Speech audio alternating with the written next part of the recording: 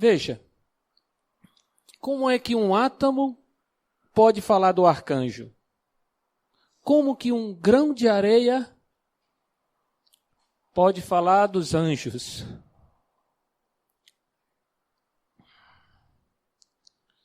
Um mestre. O outro discípulo amado. Hoje nos encontramos ainda mais, hoje nos comprometemos ainda mais com as nossas palavras. De alguma forma é um batismo, essa nossa fala, diante de votos anteriores. Ao mesmo tempo, tem um espírita desconhecido de nós ainda. A sua última encarnação foi bem curta aqui na Terra. Rubens Romanelli, que ele tem um livro, só um livro, mas esse livro vale muitas obras. O Primato do Espírito. E tem uma mensagem que diz assim, invocação. Num trecho diz assim, ó tamanha contradição. Tu, tão perto de nós, e nós tão distantes de ti. E nós vamos perceber que essa é uma grande verdade. Jesus e Francisco estão muito próximos a nós. Bastando apenas um despertar, bastando apenas nós acordarmos, abrirmos os olhos, pelo menos, para perceber esses mensageiros do alto que vieram para trazer, para despertar a luz em nosso ser. Quem é minha mãe e quem são meus irmãos? Jesus. Francisco, de alguma forma, também disse essas palavras de uma outra forma. Vamos para o texto evangélico. Esse texto está nos evangelhos de Marcos, Mateus e Lucas. Todos dizem a mesma coisa, com palavras diferentes. Eu escolhi Marcos, mas nós vamos frisar as outras falas dos outros dois evangelistas. Então, Marcos diz assim, chegaram então sua mãe e seus irmãos, e ficando do lado de fora, mandaram chamá-lo. Havia uma multidão sentada em torno dele. Disseram-lhe, eis que tua mãe, teus irmãos, tuas irmãs estão lá fora e te procuram. Ele perguntou, quem é a minha mãe? E quem são os meus irmãos? E repassando o olhar, os que estavam sentados ao seu redor, disse, Marcos disse que ele apontou para os discípulos. Lucas disse que ele apontou para toda a multidão. Ele deve ter apontado para todos. Eis a minha mãe e os meus irmãos. Quem fizer a vontade de Deus, esse é meu irmão, minha irmã e minha mãe. Lucas diz assim, esse último trecho. Minha mãe e meus irmãos são aqueles que ouvem a palavra de Deus e a põem em prática. Enquanto que Mateus diz, quem fizer a vontade do meu Pai, que está no céu, este será minha mãe e os meus irmãos. A princípio, poderemos imaginar que Jesus está tratando com descaso a sua família. Se ficarmos apenas na primeira pergunta. Mas, na verdade, Jesus faz a pergunta e ele mesmo responde. Ele mesmo dá a resposta. Ele não rebaixou a sua família aos demais, aos estranhos. Pelo contrário, ele elevou os estranhos à condição da sua família. Justamente nos mostrando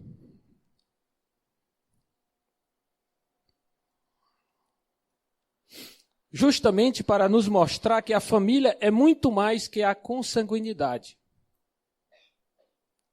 Os verdadeiros laços que unem a família são os laços espirituais. São os laços daqueles que fazem a vontade do Pai. Jesus está a dizer que podemos trazer todas as pessoas para o sentimento de família. Não precisamos da consanguinidade para dizer ao outro: você é meu irmão, meu filho ou minha mãe. Khalil Gibran, o grande poeta libanês, também apaixonado por Jesus, ele diz naquele livro O Profeta, que a humanidade, o nosso planeta, só chegará à plena felicidade quando as mães, os pais, amarem os filhos dos outros como amam os seus próprios filhos. Parece uma contradição, né? Como é que eu posso amar o filho do meu vizinho tanto quanto eu amo o meu filho? Parece que às vezes, amando assim, a gente está desprezando o nosso filho, a nossa filha, o nosso irmão, a nossa mãe. Mas não, nós estamos colocando o vizinho, o filho do vizinho, a mãe do vizinho, na condição de nossa mãe, de nosso filho. E a partir daí é que nós encontraremos caminhos para uma humanidade mais humana.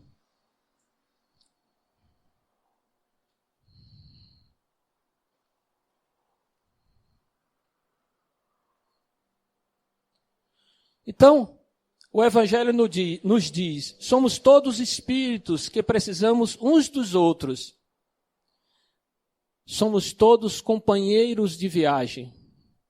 E que o nosso principal objetivo é entender e viver a vontade do Pai, como disse Jesus. Somos filhos de Deus por direito, mas só nos tornamos seus filhos quando o dever do filho é de atender à vontade do Pai. E somente nas linhas morais do Evangelho do Cristo é que atingiremos a humanidade real. O Evangelho trata do programa da humanidade e não da angelitude. Talvez quando formos espíritos puros, nós tratemos de uma outra programação. Mas, por enquanto, a mensagem do Cristo já nos atende plenamente. Porque quer fazer com que nós nos tornemos humanos. Tenhamos atitudes humanas. Porque nós nascemos para ser humanos. E muitas das vezes não temos atitudes humanas. A mangueira nasce e naturalmente ela produz seus frutos. Ela não quer saber se está no terreno de uma pessoa que não é bacana, ou se está no terreno de um outro país.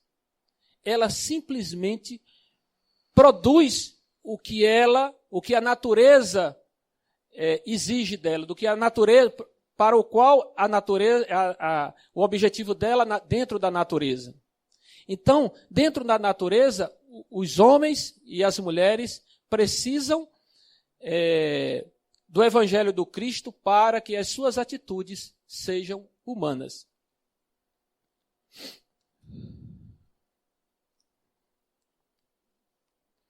Então, esse é o meigo e doce Rabi da Galileia. Todo aquele que faz a vontade do meu Pai, que está nos céus, esse é meu irmão, minha irmã e minha mãe. Mateus. E Lucas, minha mãe e meus irmãos são aqueles que ouvem a palavra de Deus e a põem em prática.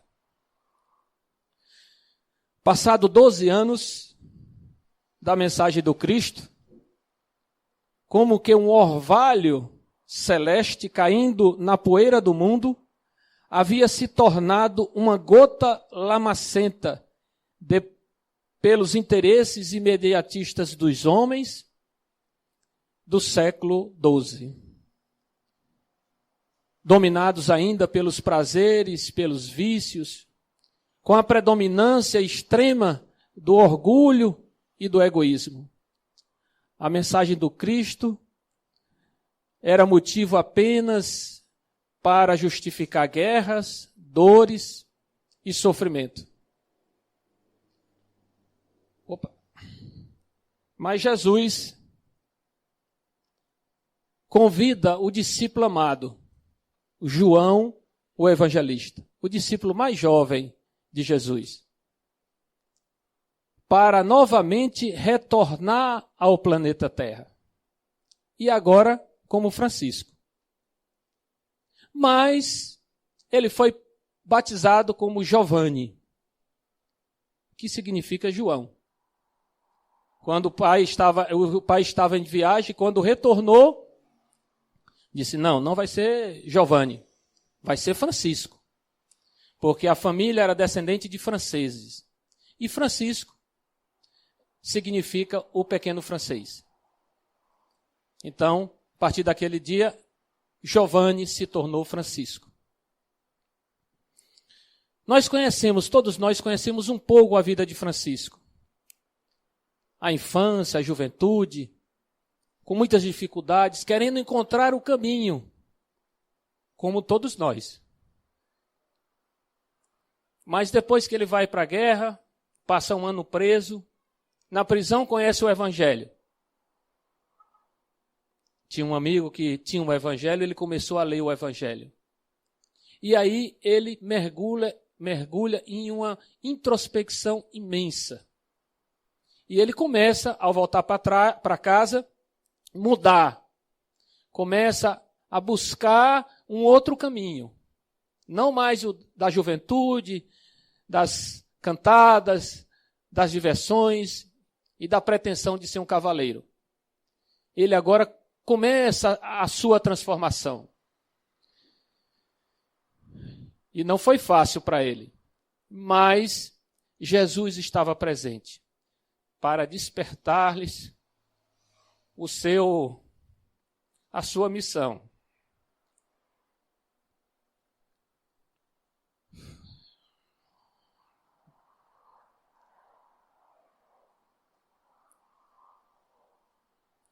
Interessante é que, depois da vinda do Cristo, 2 momentos significativos temos na nossa humanidade. Primeiro é a vinda de Francisco. Depois, a terceira revelação trazida por Kardec e os espíritos superiores. A nos convidar, da mesma forma que Francisco e Jesus, a nossa reforma, a nossa transformação, a vencermos a nós mesmos a cada dia. Como poderíamos dizer, Jesus é a porta, Francisco é a seta viva a indicar a porta, e Kardec é a chave para abrir a porta. Mas voltando a falar de Francisco. Foi nesta praça em Assis, Praça Comunal de Assis, que o seu pai, Pedro Bernardoni, tentando fazer com que o filho mudasse de ideia, convidou o bispo para que pudesse mudar de alguma forma a decisão do filho. Mas o filho, na praça, se desveste e diz a seguinte frase: até agora chamei de pai a Pedro Bernardoni. Doravante não terei outro pai senão o Pai Celeste. Normalmente nós fazemos o contrário, né? Nós miramos no Pai material e esquecemos do Pai Celeste. Um não contradiz o outro, pelo contrário, um fortalece o outro. Ele não estava renegando o Pai, mas ele estava percebendo que o Pai era mais um irmão em sua existência e que outros irmãos iriam necessitar da sua vida, da sua dedicação junto ao Evangelho do Cristo.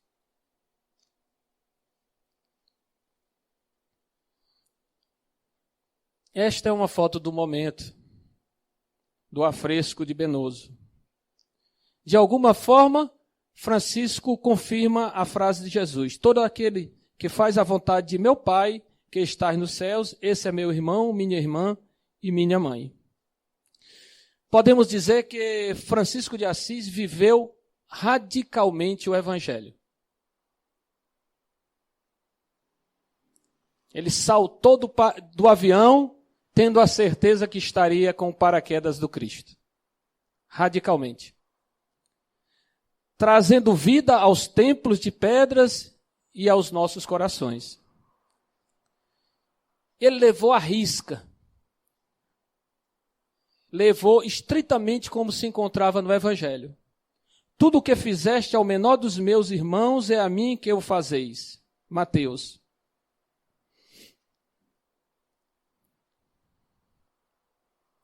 Francisco veio cumprir integralmente ao pé da letra o Evangelho do Cristo. Queria apenas viver o Evangelho de Jesus. É o que ele queria. Mas para não ser tratado como herege, ele tinha que pedir autorização ao Papa Inocêncio III para que permitisse a vida dos seus outros irmãos, que agora o grupo já era grande, para viver conforme os moldes do Cristo.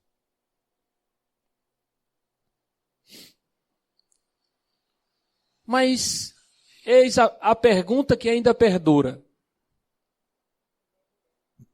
Mas quem poderia viver o Evangelho que Francisco anunciava? E anuncia. Quando Francisco foi a Roma, um cardeal chamado João de São Paulo, esse homem foi muito importante para que Inocêncio III ouvisse Francisco. Porque os demais cardeais diziam, não, esse é mais um movimento. Nós não devemos dar trégua a esse grupo. É só mais um. Mas o cardeal João de São Paulo, no momento que viu aquele grupo, se sentiu emocionado. O nosso amigo Arnaldo Rocha relata no livro Chico, Diálogos e Recordações, que esse cardeal é o nosso amigo Emmanuel. E esse cardeal permitiu, a sua fala foi fundamental para que Inocêncio III ouvisse o Cristo, ouvisse Francisco. E depois de ouvir Francisco, ele se apaixonou por Francisco. E o cardeal disse para os demais cardeais, se for impossível, impraticável, viver o Evangelho, então o próprio Evangelho é uma utopia. E o seu autor, um fantasista. E todos nós, se referindo aos cardeais, uns impostores. Isso está escrito no livro chamado Irmão de Assis, de Inácio de Larazanha. Então, depois desse momento, no qual o Papa autorizou para que ele seguisse com os seus amigos franciscanos. E voltando um pouquinho, nós podemos nos lembrar que foram 2 momentos significativos na vida de Francisco. Aquele que na igreja de São Damião, quando Jesus fala para ele, vai Francisco, e reconstrói a minha igreja. E naquele momento que ele vê o Jesus naquele ranceniano, naquele leproso da época. Foram os 2 momentos divisor de água da vida de Francisco. De início, Francisco achava que era construir a igreja de pedras, mas depois ele percebeu que é a igreja a que Paulo se refere em 1 Coríntios. Não sabeis vós que sois o templo de Deus e que o Espírito de Deus habita em vós. A transformação de Francisco e a revivência do Evangelho do Cristo iria sim transformar a igreja de alguma forma. Mas o objetivo era transformar os homens e as mulheres de então e de agora.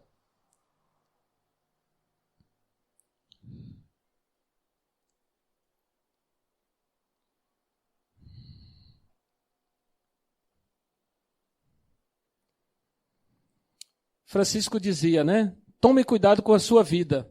Talvez ela seja o único evangelho que as pessoas leiam. Quando não se tem nada, Deus se torna tudo. Quem não aconteceu, quem não viveu um momento desse, de parecer que não tem nada, e só Deus é que vem em sua imagem, ou os seus representantes. Francisco é uma daquelas vidas que transcenderam as nossas limitações humanas. Muitos haverão de dizer que depois do Cristo jamais se viu aqui na terra uma luz tão intensa como aquela que se viu em Francisco.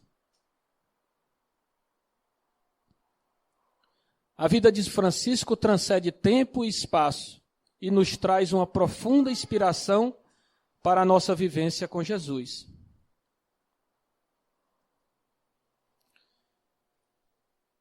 Sedes perfeitos, afirmou Jesus. Esta é a lei, sermos perfeitos.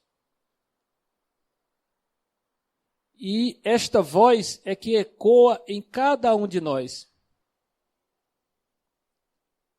O homem busca a perfeição, ainda a perfeição da matéria.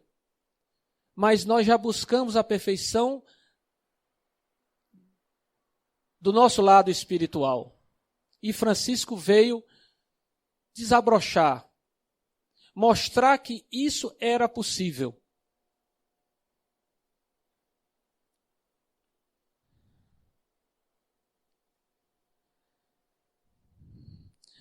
Fez da regra da sua ordem o próprio Evangelho. Esta será a nossa proposta de vida, o Evangelho. Pregue o Evangelho o tempo todo. Se necessário, use palavras, dizia ele. Se você quiser servir a Deus, faça poucas coisas, mas as faça bem feito. Jesus acordou os nossos sentimentos. Kardec despertou a nossa razão. E Francisco retrata o amor e a fidelidade à mensagem do Cristo, ao Evangelho do Cristo. Da mesma forma que João, nós sabemos que João Evangelista é o mesmo Espírito que reencarnou reencarnou e nós o conhecemos como Francisco. Da mesma forma que João, o discípulo bem-amado, não o deixou nos momentos mais tristes da crucificação do Mestre, ele foi fiel ao Evangelho do Cristo. Demorou, mas quando desabrochou, contaminou todo o nosso planeta. numa época onde não existia a internet, século XII, quando Francisco estava no final da sua existência, algumas pesquisas denotam que Francisco já tinha mais de 70 mil seguidores, espalhados em todo o planeta. E ele dizia que dava graças a Deus por não ser bonito, por não ter o dom da oratória, pois só assim as pessoas se aproximavam dele pela mensagem, pelo sentimento que ele carregava em seu coração. Parece que esse mundo de Francisco é inacessível para nós. Mas não é.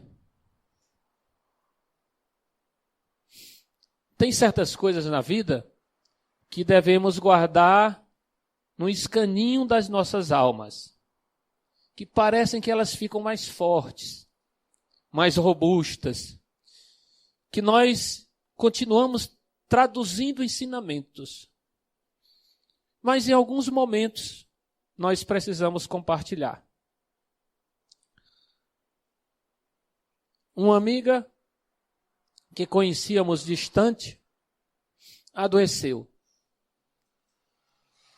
Um problema grave. E nós, de alguma forma, nos sensibilizamos pela sua dor. E frequentemente a visitávamos. Falamos sobre muitas coisas.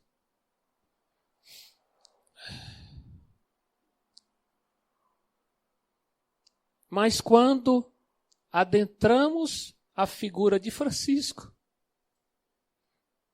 tudo mudou. Francisco foi o elo entre nós dois. A doença avançou por mais 3 anos. Nós esperamos que ela se recuperasse, mas quando a doença voltou, foi muito grave. E ela me ligou, disse: Eugênio, a situação agravou, realmente as minhas esperanças agora diminuíram. Eu preciso fazer um exame muito sério no hospital e estou muito desesperada. Ela foi fazer o exame. Depois do exame, ela nos ligou e disse assim: Eugênio, venha logo para cá. Eu preciso confidenciar, compartilhar o que aconteceu comigo. E nós fomos. Ela pediu para que a família se afastasse, saísse do quarto. E ela disse assim: eu pedi, Eugênio, porque talvez eles não entendam o que eu vou falar. E ela começou a descrever os momentos antes do exame que ela fez. Ela se encontrava em desespero, ainda nova, não queria perder seu corpo físico. Tinha outras pessoas para fazer os exames e ela foi fazer o exame. Mas ela disse que durante o exame ela sentiu o momento mais feliz da sua vida. A presença de Francisco e dos irmãos franciscanos a envolveram de uma forma que ela disse assim: Eugênio, se eu tivesse que sofrer tudo o que já sofri nesses 4 anos, só para sentir esses instantes de felicidade que tive com Francisco, eu gostaria de sofrer novamente. E por isso que o reino de Deus não é aqui. O reino de Deus é numa dimensão que a felicidade é plena, indescritível com as nossas palavras. E eu lembro bem que eu, emocionado, ela disse assim: não fique triste. Eu que deveria consolá-la, ela estava me consolando. Não fique triste. Eu estou bem. Tudo valeu a pena por esses momentos. E é tão espetacular, Eugênio, que quando eu estava saindo do meu exame, eu comecei a orar por aqueles outros que se encontravam na mesma situação que a minha. Então, nós às vezes achamos que Jesus e Francisco e os amigos espirituais, os benfeitores espirituais que trabalham nesta casa se encontram muito distante. Mas não. Quando abrimos o nosso coração, a nossa alma, para de verdade adentrar a mensagem de Jesus e de Francisco, vivendo o Evangelho, vendo em qualquer ser humano o nosso irmão, a nossa irmã e a nossa mãe, a nossa vida começa a ter o destino que na verdade deveria ter.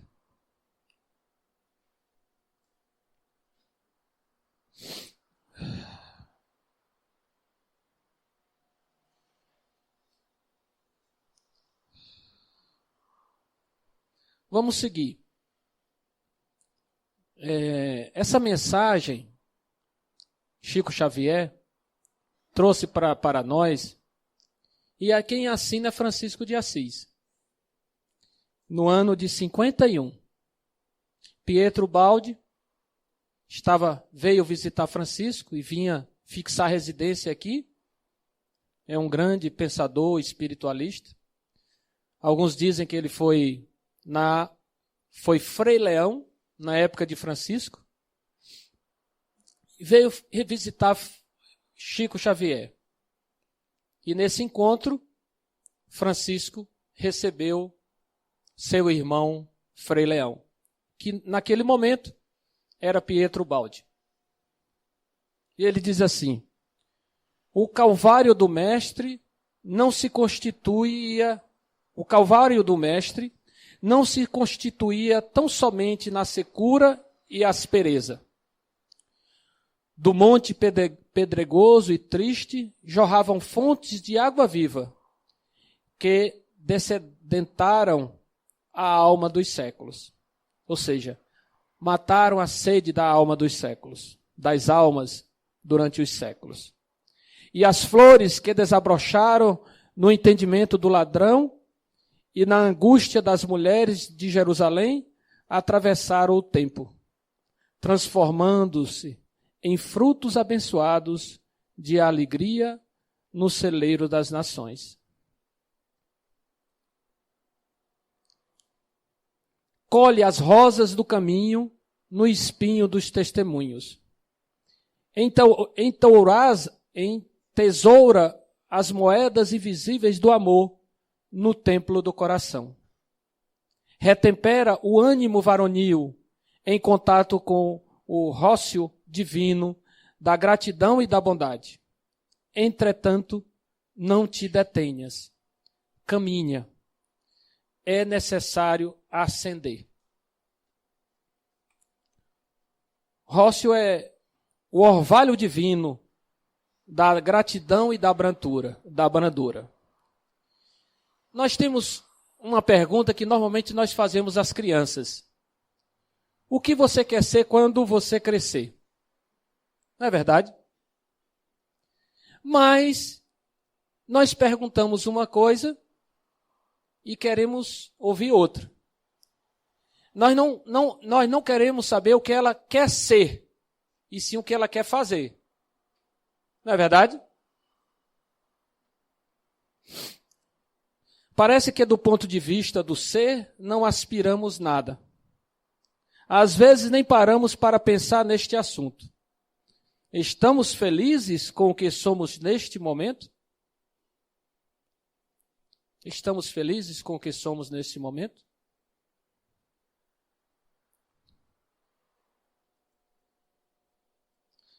Estamos preparados para sermos o que somos até o último dia de nossas vidas? Que pode ser amanhã? Que tipo de ser humano gostaria de ser quando tudo isso estiver terminado? Podemos ser o que já queremos ser? Todos nós queremos ser. Tenham certeza disso. Como transformar essa ideia em atitude? É a nossa pergunta. Podemos ser tudo aquilo no qual nos comprometemos antes de reencarnar? Eu tenho uma absoluta certeza que todos nós que estamos aqui temos compromissos pretéritos com a mensagem de Jesus, com o exemplo de Francisco. E por experiência própria, talvez as nossas últimas palavras antes de reencarnar tenham sido: darei a minha vida pelo Cristo. Ou coisa semelhante. Mas a gente sabe que antes de reencarnar, a gente fala do fundo da alma, o que realmente gostaríamos de realizar. Todos nós estamos, de alguma forma, já grávidos de Jesus.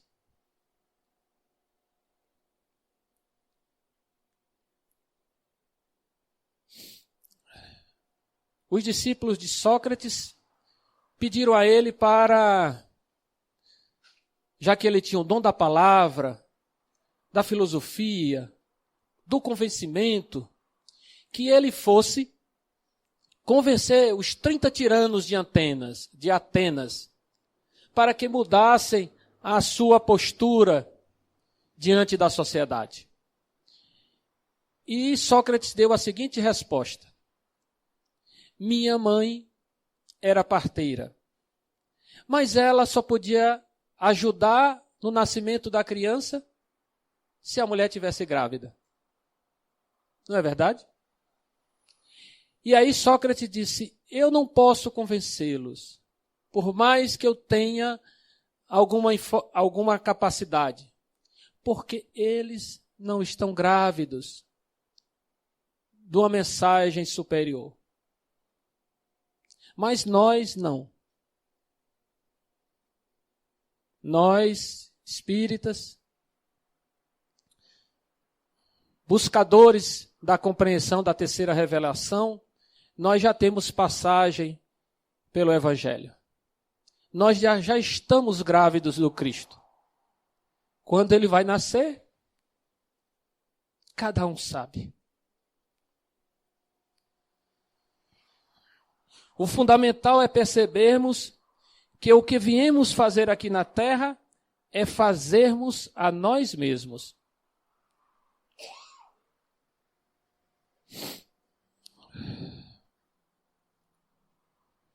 Indispensável o roteiro da elevação, com o sacrifício pessoal por norma de todos os instantes. Lembra-te, ele era sozinho. Sozinho anunciou e sozinho sofreu. Mas, erguido em plena solidão, no madeiro doloroso por devotamento à humanidade, converteu-se em eterna ressurreição.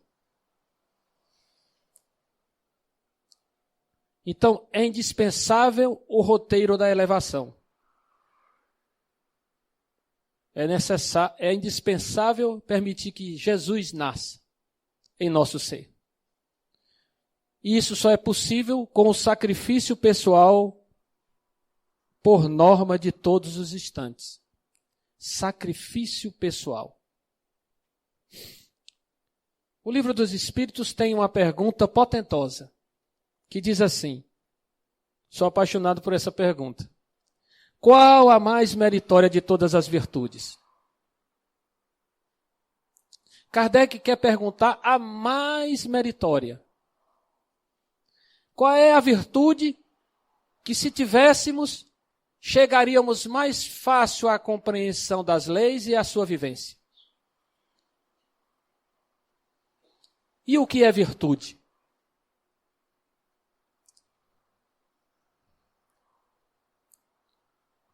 Então, respondendo à primeira parte, qual a mais meritória de todas as virtudes? Todas as virtudes têm o seu mérito, porque todas são indícios de progresso no caminho do bem.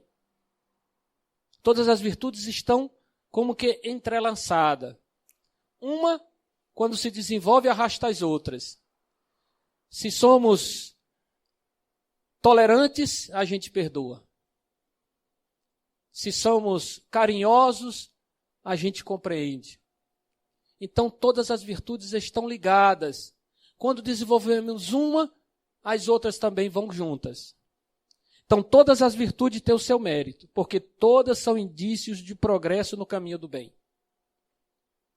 Há virtude sempre que há resistência voluntária ao arrastamento das tendências, das más tendências. Então, os espíritos aqui já nos ajudam, né? Toda vez que resistimos às nossas más tendências, aos nossos maus pendores, já existe alguma virtude. Quando a gente já busca controlar o cavalo, para que não desça para a terra e suba para o céu, a gente já tem alguma virtude. Mas o sublime da virtude consiste no sacrifício do interesse pessoal para o bem do próximo. Sacrifício do interesse pessoal para o bem do próximo. É o que marca a virtude. Sem segundas intenções. Se tivermos segundas intenções, não é virtude. É só o bem. Se tivermos aqui esperando um lugar melhor no céu, é segunda intenção. Então, não é virtude. A mais meritória, agora os espíritos respondem o que Kardec perguntou. A mais meritória é aquela que se baseia na caridade mais desinteressada. O que é a caridade? É o amor em ação, é o amor na prática. O amor é um sentimento, a caridade é a ação desse sentimento. Por isso que Kardec disse, fora da caridade não há salvação. Porque se você faz o bem, você já movimenta forças na direção do amor.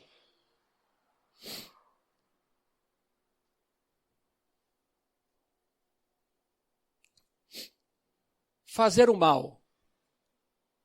Eu acredito que todos nós já estamos distante de fazer o mal por intenção, por vontade própria.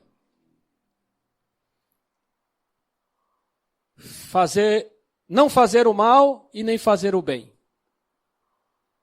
Dizem os espíritos. Se você não faz o bem e não faz o mal, você não evolui. E todo o mal decorrente do bem que você deveria ter feito e não fez, passa a ser um mal. Então não basta simplesmente ficar em cima do muro. Temos que ficar acima do muro.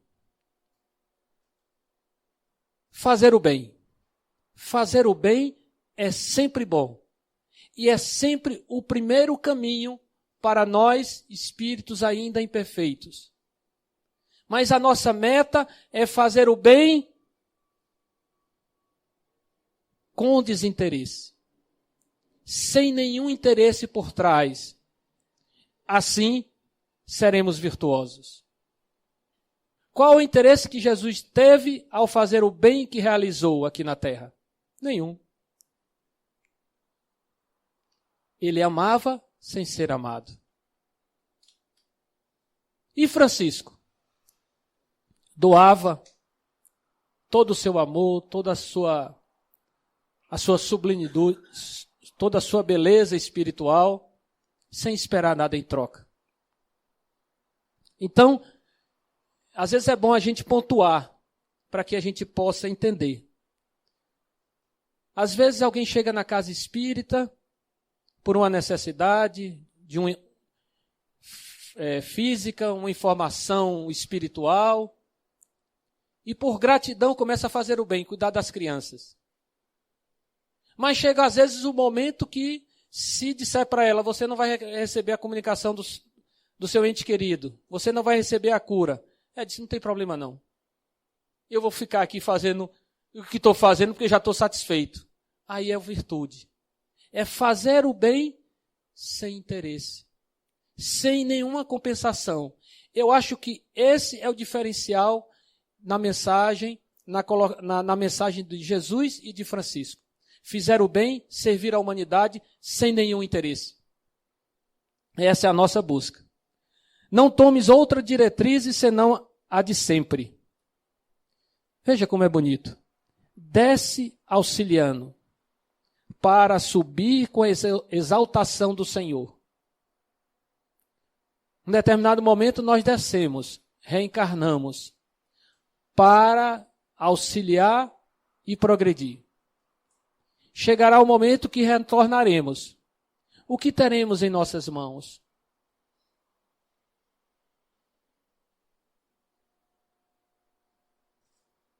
Dar tudo para receber com abundância. Nada pedir para nosso eu exclusivista, a fim de que possamos encontrar o glorioso nós na vida imortal. E aqui, Francisco escreve semelhante ao que está na sua oração. Ser a concórdia para a separação, ser luz para as sombras, fraternidade para a destruição, ternura para o ódio, humildade para o orgulho, bênção para a maldição. Chico Xavier tem uma frase que eu gosto muito. Ele diz assim, quem sabe pode muito, quem ama pode mais. Chico Xavier, juntamente com um grupo de amigos, ia visitar um hospital ranceniano em Goiás. Ao adentrar o hospital, Chico começa a chorar, emocionado, em lágrimas. Se encosta e os amigos ficam atordidos. O que poderia estar acontecendo? O Chico estaria sentindo algo? Depois, ao passar, com aquela tranquilidade do bom mineiro, ele disse assim, não, é porque foi Francisco que veio nos receber. E ele pediu para que as minhas mãos, que as nossas mãos, levassem carinho e afeto, porque ele estava carente de doar aqueles irmãos rancenianos. E todos aqueles irmãos não sabiam que o toque de Chico, a mão de Chico, representava a mão de dois Franciscos, a dele e a de Francisco. Chico narra que foi uma emoção muito intensa. Pois é, busquemos os mais necessitados, os mais sofredores, que se encontram a toda esquina. Às vezes, na parada do ônibus, nós encontramos alguém que está à beira do suicídio, à beira do desespero. E, às vezes, um olhar, uma alegria, um sorriso, já possibilita uma conversa e um amparo. Ama sempre. É pela graças do amor que o Mestre persiste conosco, mendigos dos milênios, derramando a claridade sublime do perdão celeste, onde criamos o inferno do mal e do sofrimento. gostaria de falar da lei do amor, que está no Evangelho segundo o Espiritismo, que foi trazido pelo espírito de Lázaro. Fica como tarefa de casa. Mas ela diz assim: o amor resume inteiramente a doutrina de Jesus, porque é o sentimento por excelência. No início, o homem só tem instintos, mais avançado e corrompido só tem sensações. Mais instruído e purificado tem sentimentos. E o amor é o requinte do sentimento. E ele diz mais, que é emocionante. Quando Jesus pronunciou essa palavra divina, amor, fez estremecer os povos e os mártires, ébrios de esperança, desceram ao circo. Por isso que Chico disse: quem sabe pode muito, mas quem ama pode mais. Quando o silêncio se fizer mais pesado ao redor de teus passos, aguça os ouvidos e escuta. A voz dele ressoará de novo na acústica de tua alma. E as grandes palavras, que os séculos não apagarão, voltarão mais nítidas ao círculo de tua esperança, para que as tuas feridas se convertam em rosas e para que o teu cansaço se transubstancie em triunfo. O rebanho aflito e atormentado clama por refúgio e segurança. Que será da antiga Jerusalém humana, sem o bordão providencial do pastor, que espreita os movimentos do céu para a defesa do aprisco? Francisco quer dizer com isso que Jesus está conosco. Ele é o bom pastor. Nenhuma ovelha se perderá. Não desistamos, pois ele é o bom pastor. É necessário que o lume da cruz se reacenda, que o clarão da verdade fulgure novamente, que os rumos da libertação decisiva sejam traçados. A inteligência, esse amor, é o gênio infernal que arrasta os povos, de agora às correntes escuras e terrificantes do abismo. O cérebro, sublimado, não encontra socorro no coração embrutecido. Isso é importante. Esse próximo parágrafo é importante. Não vou fazer comentários, mas façam as reflexões de vocês. Parece que ele disse hoje, mas foi há 70 anos atrás. A cultura transviada da época em que jordadeamos, relegada à aflição, ameaça todos os serviços da Boa Nova, em seus mais íntimos fundamentos. E olha o que ele prevê.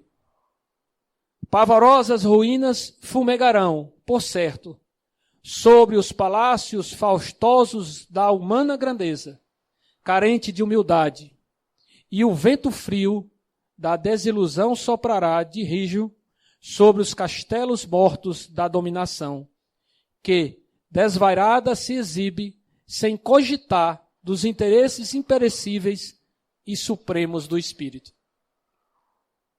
É imprescindível a ascensão. A luz verdadeira procede do mais alto, e só aquele que se instala no plano superior, ainda mesmo coberto de chagas e ruído de vermes, pode, com razão, aclarar a senda redentora que as gerações enganadas esqueceram. Refazes as energias as exauridas e volta ao lar de nossa comunhão e de nossos pensamentos. É um convite a todos nós à volta do lar franciscano e nazareno. O trabalhador fiel persevera na luta santificante até o fim. O farol do oceano irado é sempre uma estrela em solidão. Ilumina a estrada buscando a lâmpada do Mestre, que jamais nos faltou. Avança, avancemos. É o convite de Francisco. Cristo em nós, conosco, por nós e em nosso favor, e o cristianismo que precisamos reviver à frente das tempestades, de cujas trevas nascerá o esplendor do terceiro milênio.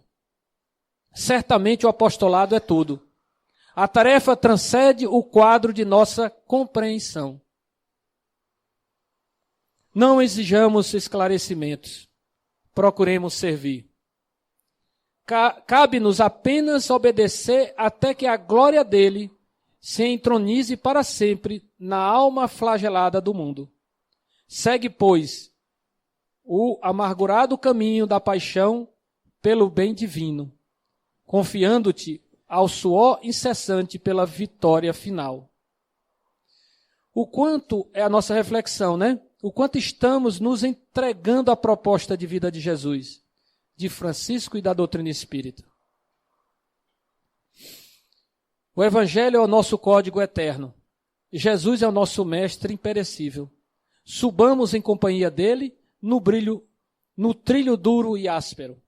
Agora é ainda a noite que se rasga em trovões e sombras, amedrontando, vergastando, torturando, destruindo. Todavia, Cristo reina, e amanhã contemplaremos o celeste despertar. Próximo dia 26, comemoramos ou relembramos o nascimento de Francisco. E Joana nos traz essa frase belíssima. Tu vieste suave cantor de Deus, trazer a natureza para as reflexões humanas e lograste o êxito de transformar o mundo sombrio em uma esplendorosa madrugada de bênçãos. O amor é o cumprimento perfeito da lei. Romanos 13. Quer dizer, o amor é o cumprimento perfeito da lei. Deus é lei. E como disse João, né, no seu início do seu evangelho, Deus é amor. E a maneira que temos de nos ligar a Deus é pelo fio do amor. Então, todo aquele que faz a vontade do meu Pai, que está nos céus, esse é meu irmão, minha irmã e minha mãe. Francisco, amor e fidelidade à mensagem de Jesus. E aí nós trazemos a imagem de Francisco, Jesus, pequeno e Maria. Não é? Essas três almas são entrelaçadas. Sempre estão juntas. Como Francisco buscava Jesus e buscava Maria para as suas necessidades. Porque os três estão juntos. E o Evangelho de João diz, quando Jesus viu sua mãe e perto dela o discípulo que amava, disse à sua mãe, mulher, eis aí o teu filho. Depois disse ao discípulo, eis aí a tua mãe. E dessa hora em diante, o discípulo a recebeu como sua mãe. Na verdade, ele já havia recebido. Mas o evangelista diz que a recebeu, vamos dizer assim, por essa passagem de Jesus. Meus irmãos,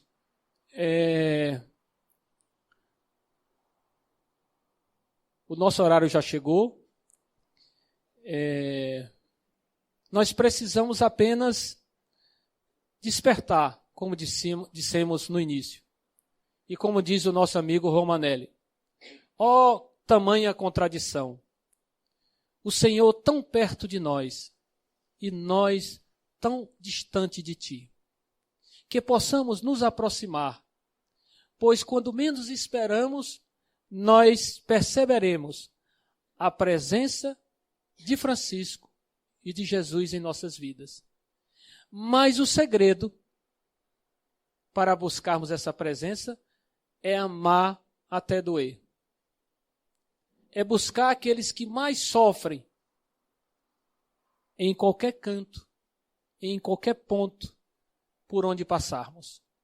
Que nós possamos nos disponibilizar mais e buscar em nossa caminhada a imagem de Francisco e de Jesus, para nos ajudar na nossa evolução e também contribuir de alguma forma com todos aqueles irmãos que agora são nossos irmãos de direito e de fato, quando reconhecemos que precisamos amar ao outro como a si mesmo e a Deus acima de todas as coisas. Que Jesus, que Francisco, que os benfeitores desta casa, que nos amam e cuidam de todos nós. Obrigado, obrigado.